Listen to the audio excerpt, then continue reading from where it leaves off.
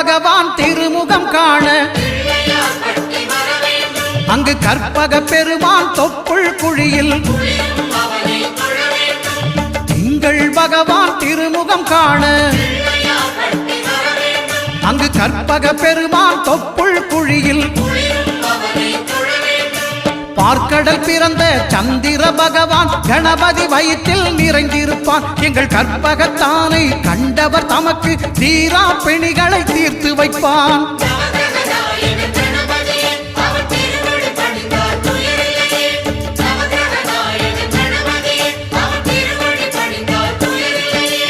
ஒன்பது கோளும் ஒன்றாய் காண அங்கு கற்பகம் என்னும் கடவுளின் மெய்யில்